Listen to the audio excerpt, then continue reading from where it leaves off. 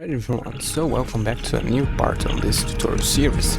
So today we're gonna cover how you can select units by getting the AABB of a mesh. So as you can see here, I can select using the Dragbox selection method, which accounts for the unit center position. So doing it like this, it does not select it, but if you encompass the center of the unit, which is on this pivot here, is going to get selected. However, if we single select inside of this blue box here, you're going to see that's going to actually select the unit. And this blue box represents a bounding box for the AABB of the mesh. Now, AABBs generally are in local space, so whenever you rotate the units, they don't update. So imagine if this was the AABB, it doesn't update. So we have to do a little math here to get them right, but it's just a single line of code. You basically multiply it by the transform of the object. So it's pretty simple. You just get the ABB multiplied by the transform to get the world space. Otherwise, the ABB is on local space, which is only on the center origin of the world. But regardless of this, I'm going to show you how we can use that to basically select objects using kind of like a collision system, only using the mesh resource ABB bounding box as a selection method. As you can see, it can work pretty alright. And just for me to show you that this is actually ABBs, you're going to see that they get update based on the object rotation. So here we are simply rotating the object and generating a new ABB based on the process frame rate. So as you can see, the new ABB should encompass the mesh totally, and we'll do that calculation using the local ABB multiplied by the transform to get a world space ABB. And also I want to tell you that this is not 3D physics collisions, it's just a simple bounding box. So this is also very performant, and it is a collision method you can use for basically any project, any 3D project. So it's very useful for you to know these things. And just let me show you here that on the unit itself, we are not using any kind of 3D collision. As you can see here, the unit is still a 3D mesh, and the selection ABB is just a single mesh box thing here that has a material. So if I hide it, we can still select units based on the ABB box, and you can see if I just click on this single space, whenever the ABB gets on the position, we can select it. Now of course, because this unit has a triangle shape in it, the shape of it is not that precise, as you can see here, but you can basically generate the ABB for any mesh you want. And this is actually very cool because it allows you to see that it's actually generating in real time and it's updating against the mesh. So this is pretty useful, and this is how you can select buildings or basically any 3D object that you want without physics, which is quite important. Alright, so we're back here, and let me just open now the project we were last working on. So let's leave it there. So here we are, we just have made the Dragbox selection method. So let's work on making the ABB selection mode for the single selection. So let's go ahead and enter our unit here, and let's build the thing that we're going to use to represent the ABB so we can actually see what we will be doing. So let's add a simple mesh instance 3D. Let's call this one the selection AABB.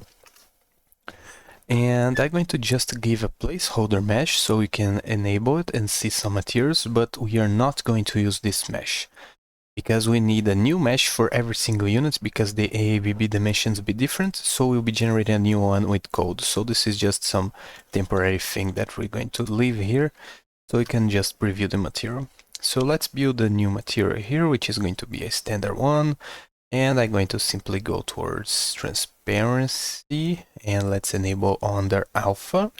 Now we can go under albedo and add some transparency to our material here. And I'm going to give it a bluish color, something like that. And now another thing I'm going to activate is to go towards the shading and change it to be unshaded. So it stays like this simple blue box here. And now I can actually increase the opacity, decrease that is, so it can be a little more transparent. So that should be good to go. So now this is the object we're going to use. Let's save this one. So let's save this branch as a separate scene. However, we're not going to use this only for units, so let's save this under our RTS objects components folder, which we have built on the previous tutorial. And as the rule we have established, we are going to put the description of this object. So this one is a mesh instance 3D.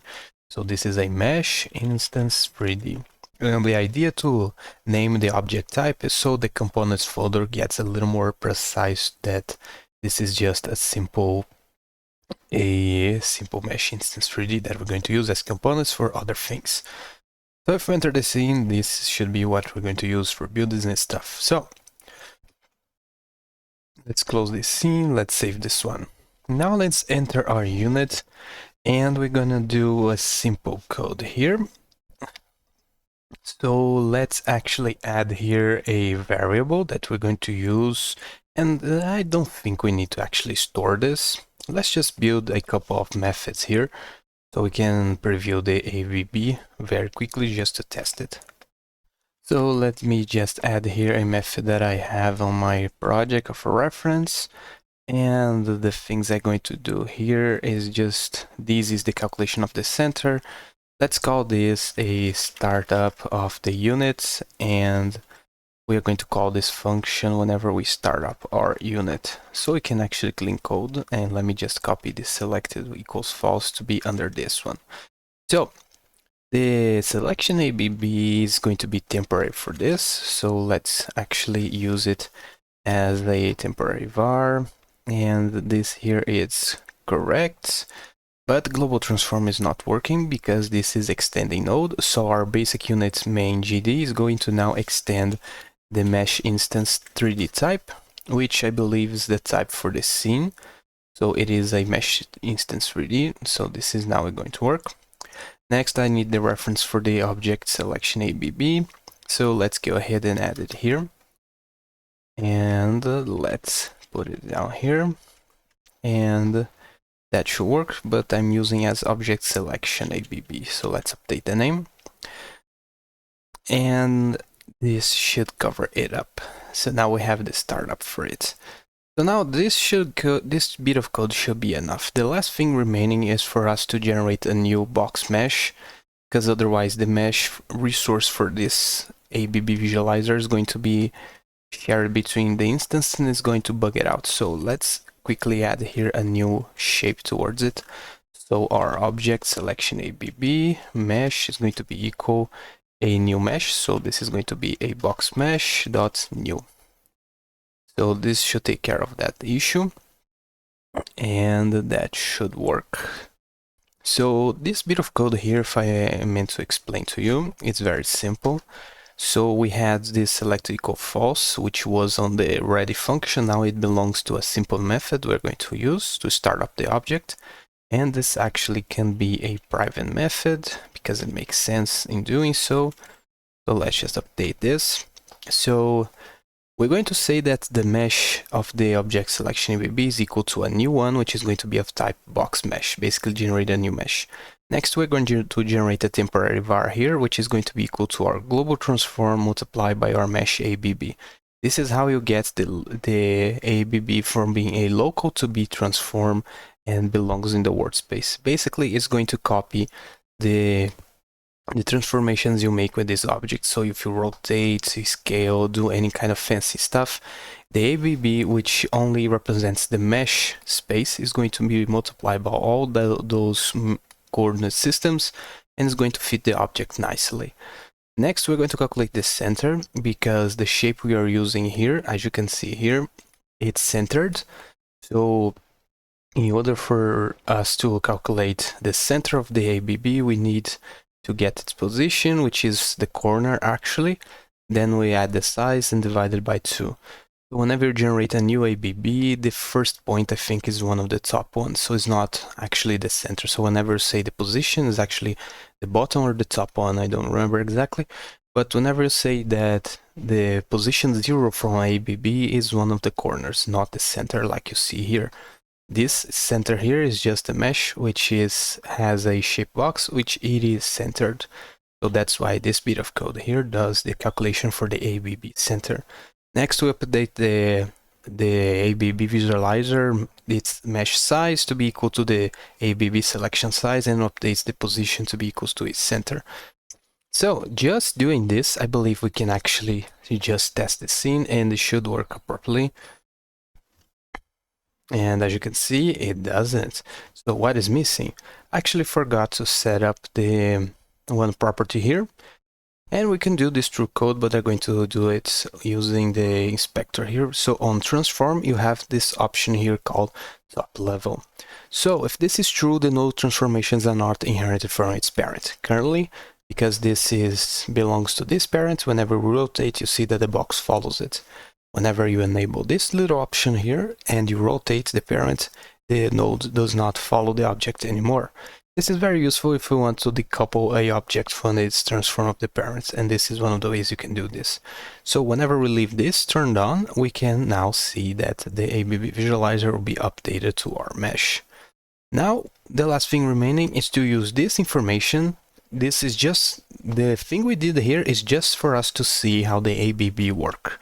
We are not actually using it for anything, only to update the size of this mesh. So in order for us to do now the mouse collision method to get the selection manager to select units based on the AABB, we're going to do that with code. So let me just hide it for now. We will turn it on just in a second. So let's go back to our selection manager object, which should have the code for selecting objects. And let's now add the method that's going to select 3D objects based on the AABB. So I'm going to quickly paste here the method that does this from my sample project here. So this is the function that does it, and it's actually pretty simple. We have 3 arguments here. We're going to pass a object, which is going to be a mesh instance 3D, a mouse position, and the current camera. And we're going to use all these in the code down here. The first one is to generate the world space ABB, because ABBs are local. So just as we did with that, and I think I can show this to you in the code. So if we enable this and under the code here, we do not do this transformation. So we just get the mesh AABB. You're going to see what it looks like. So if I run the scene using only that code, you're going to see that the AABB are going to be stuck in the center because they represent the unit's basic starting position. So if I go to the main scene and reset the coordinates for one of these guys to be exactly the center, you're going to see that's going to fit exactly that. So as you can see, there we go. So the ABB is always in local space, meaning they will have the appropriate size, but they will not have the appropriate location and transformations. That's why in the code you have to transform the AABB to be globalized by a transform. So we pass all the transformations from the 3D objects to the AABB, so it gets put in 3D world space, so it actually could work whenever we use the ABB to do calculations later. So that is why this bit of code and even the order of this execution is very important. First you have to get the global transform of the object, then its ABB, otherwise this will not work, and this is very important. Also, if I do not generate a new box mesh, you're going to see that it gets kind of an error that is difficult to debug. You're going to see that because we have only one mesh should be updated, which is this one. This is the parent mesh, and it's going to be shared by all the other ones. So you can see that this is the bug that it gets. And this was actually quite hard for me to debug at first because it's a silent bug, but just generating a new mesh instance for every single one of those work. And actually, the idea with this is that you later, after you have done this, you can basically delete the 3D selection mesh. So you can basically hide this, and we can use this information to still select objects. So this is just a preview thing. So let's go back to our selection manager. That is why we do this bit of code to get the world space ABB of the mesh. And this is the function that actually calculates the collision. So from the AABB, we can generate an intersect array function. And what this does, it allows you to return the first point where this bounding box is given a array that is intersected by it. So the way that this works is that you pass a starting position and a direction, and it goes towards infinity. So we project from the camera, we're going to pass by this argument of the function using the mouse position. So this is going to project from the camera towards the mouse position, from the start of the camera towards its normal, and if this collides, we're going to return true, and if this does not collide, we're going to return false. And this is going to be the function we're going to use to select an object based on the AABB.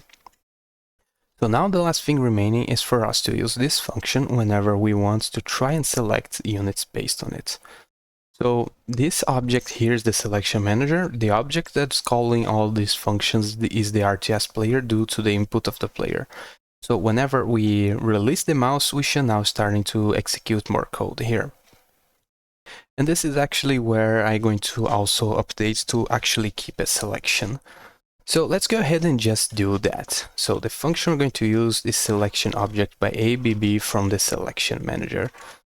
And because I still don't on save, it's not going to have. Now that I have save, if I press Ctrl space and check, here it's the function.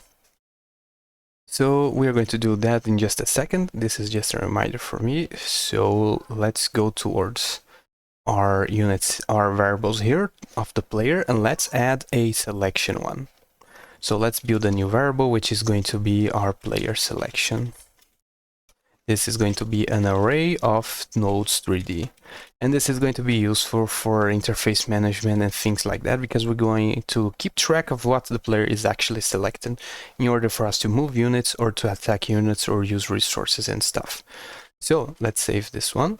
And now let's use a function that's going to update that selection. So we're going to build a new public method here, and I'm going to basically just copy this one from my reference project and add it here.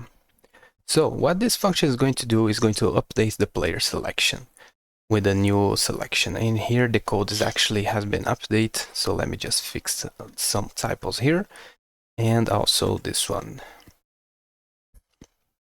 So we are going to pass a new object selection, which is going to be an array of nodes 3D that we're going to assign to be the player selection. We're going to say for the selection manager to deselect this entire array and next select the new ones. So these functions do not belong on the selection manager yet. We don't have them, so let's add. And I'm going to paste them here. So what these functions do is simply to select an array of objects.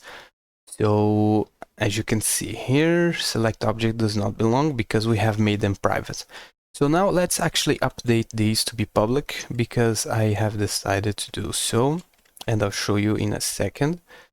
So let me just update these ones. So previously they were private methods, now it makes sense to leave them as public methods. This one I don't think we have used it yet, but let's leave it at there. So now all of these methods is the ones that the selection manager used to select units. So we have a select array, which basically for an array of objects is going to select all of them. And it's going to deselect the ones we have with this command. So whenever we do our RTS player, we say that we want to update the selection of the player, which is a simple array container. We're going to say that in order to update, we're going to first deselect all the objects the player have selected. Then we're going to update the selection and say to the selection manager to actually select these ones. So changing the player selection does not actually select the units, so it does not make them be selected. And if you remember, the selection code is just to turn on this selection sprite for now. So that is what the selection manager is going to do. So the functions that select the objects are simply set the variables to be selected. And now the player can keep track of all the objects it has been selected using this variable here. So now let's go ahead to our selection manager and use that single selection method using the AABB, which was this method we just had. So we want to, whenever we click an object using the AABB of it, which is this blue box space, we want to select it based on that. So using this function, this is what we're going to do. So let's enter our RTS player and let's see where we're going to be using this. So I believe whenever we release the mouse, this is where we're going to use it. So whenever we release the mouse, this is where we're going to be actually calling this code. So the first thing is, whenever we select whenever we release the left mouse click, we're going to check if we are using the Dragbox method or we have using a basic single selection method. And we're going to do this simply by doing the following. So using this line here of code, we are going to know if we should be using the Dragbox selection method or not. Basically, we are calculating the Dragbox area and seeing if that is higher than the minimum size for the object selection manager. And of course, now currently it's called selection manager. So let's only execute the Dragbox selection method if our area is minimum, if the area of our rectangle selection is higher than that. Otherwise, we are doing a single selection method, which is the one that we are going to use just now. So if that is not the case, this is the Dragbox selection method. And if that is not the case, if your condition is not met, this is going to be the single selection method.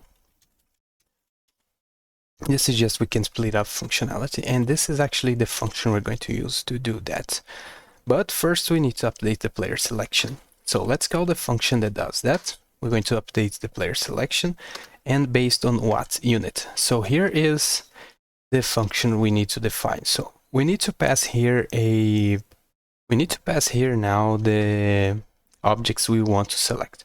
So the first thing is, whenever you have a lot of units selected and you select just one, I want to deselect all the other units. And we're going to do that by updating the selection to an empty array.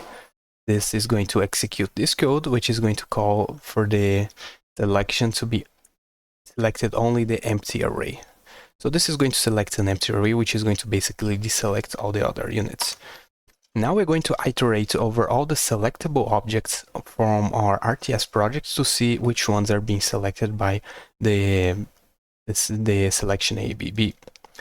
So this is the function that we're going to use to iterate through that. And let me just update this code here.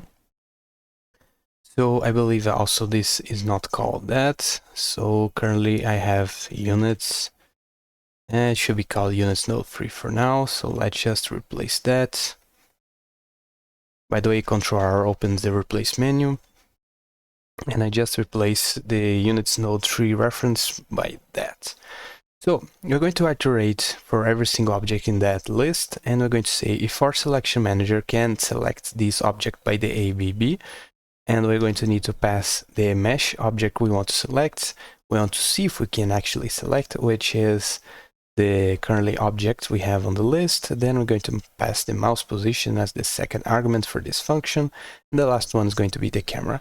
If that condition is met, we're going to update our entire player selection to that only just simple object, and we're going to break out of that loop. So we actually found a object to be selected. Now the next thing we're going to do is to execute this code. So let's copy this code and let's actually place it down here. So whenever we release the mouse, despite if we are selecting using the Dragbox or the single selection, we want to clear the Dragbox selection methods and also hide it. So even if you are using the single selection method.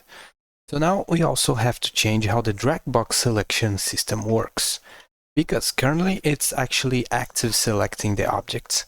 And we want to actually return an array of selectable objects, so our player can say that it will update the player selection based on those units instead. So currently it's actually active selecting objects. So let's change this function. So let me just copy the ones that should be called now. So instead of actively selecting objects, now we are going to return an array of 3D objects. So if you see these functions, they are almost identical. The difference here is that we are returning an array of selectable objects instead of actually selecting them, because the player will selected them. So this is just doing that, but it's basically the same thing. This function is going to generate a new array. It's going to iterate over our selectable list, and it's going to now check its position 2D, projected from the 3D camera to the viewport, and if our Dragbox has these points, we're going to update our selection array to append this object, so it's going to be selected, and lastly we're going to return that selection array towards the whoever called this function. Now let's go back to the player, and now let's update this one. And now I think it's just expect the same amount of arguments. So now we have the objects returned here, but we are not actually updating the selection, which is why we need to update the selection based on that. So this is what we are going to do. So instead of returning an empty array, we're going to return this array here, which is the current selectable ones. And let me just put it down here so it stays a little more clear what we are doing. So we are updating the player selection based on this method, and this is what it looks like. So now, instead of actually selecting, we are going to return an array of selectable, and then we are going to update our player selection. So using the update selection method, this is what is going to actually do. Now if we run our project, we should have not any issues, and we can still select the Dragbox. And we can use this single selection, and if you have units selected and you just click on one, it's going to now select just one. And that is how our selection method works now. And nicely, because we are keeping a player selection, if we go towards our RTS player, we should see now a player selection array. And whenever we have a bunch of units, you're going to see we have 4 units selected. And these are the objects being selected. And we can even toggle it off here, or I can do some kind of... Yeah, I can simply toggle, and you can see, there we go. So yeah, pretty cool stuff that we can actually do. So now what we have achieved on this tutorial is do the single selection method for any 3D object. And the idea later is for you to go towards your basic units, and on the object startup, you can simply hide this and actually queue free your object. So let's do our object selection AABB to be queue free. So we are essentially deleting it. So this object we should keep inside of your units if you want to preview the unit selection. Now whenever you run your project, you should not have that blue box, and you can now select your units, which is pretty cool stuff. And we can use this type of selection methods for buildings and basically calculating 3D resource and even collision among objects.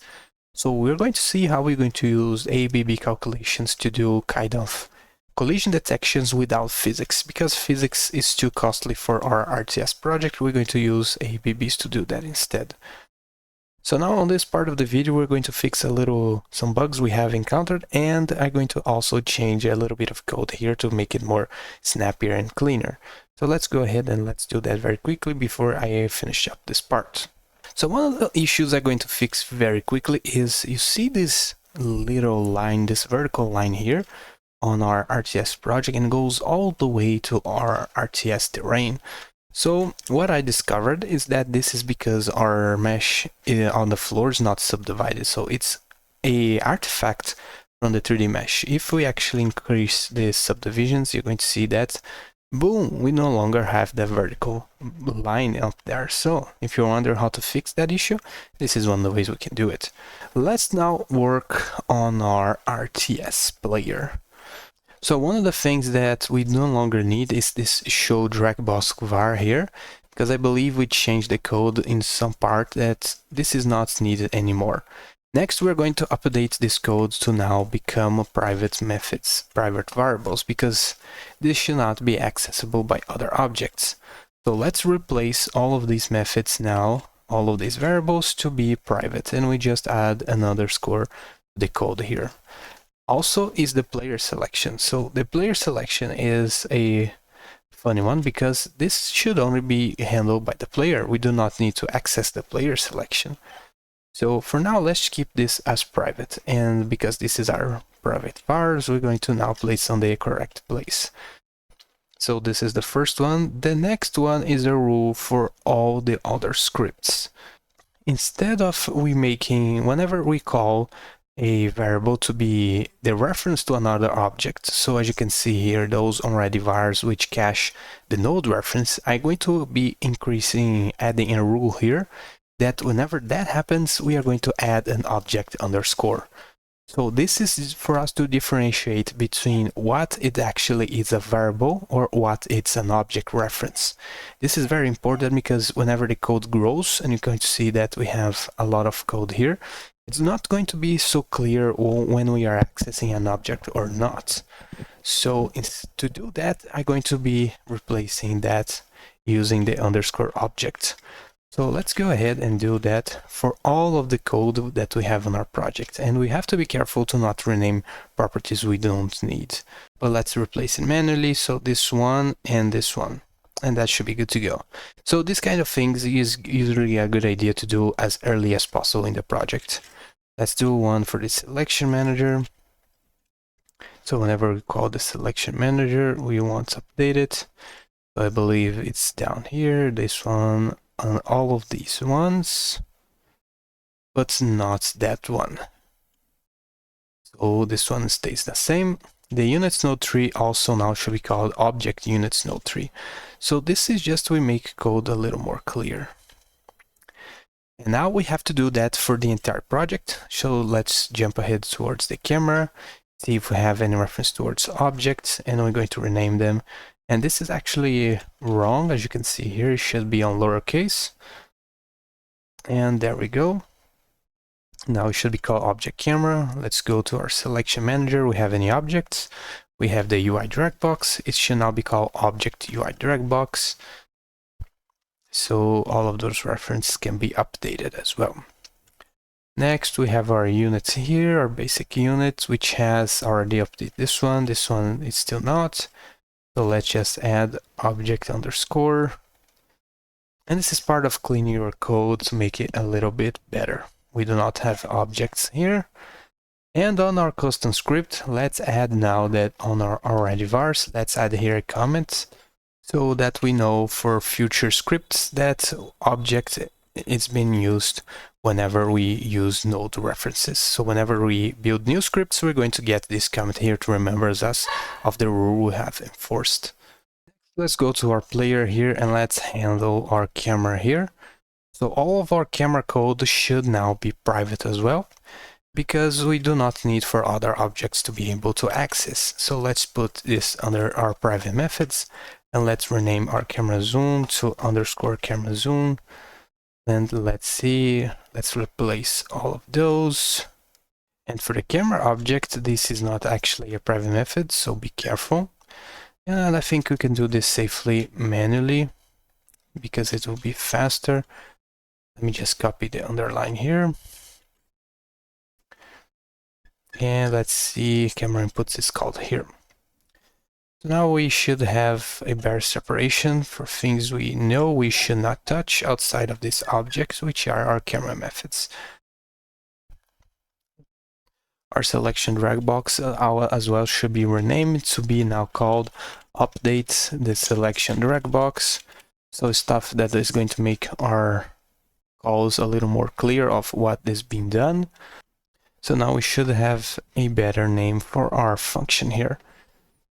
And I think that does it for our little rename here. Let me see the selection manager. So there we go. You now should be able to select buildings or units based on their 3D mesh bounding box instead of using any kind of physics or using the units distance to mouse, which was what I did on the previous tutorial. So hopefully you like this, and it's a little more advanced, but it is one of the things we are doing here on our project. So thank you guys for watching, and I'll see you on the next part.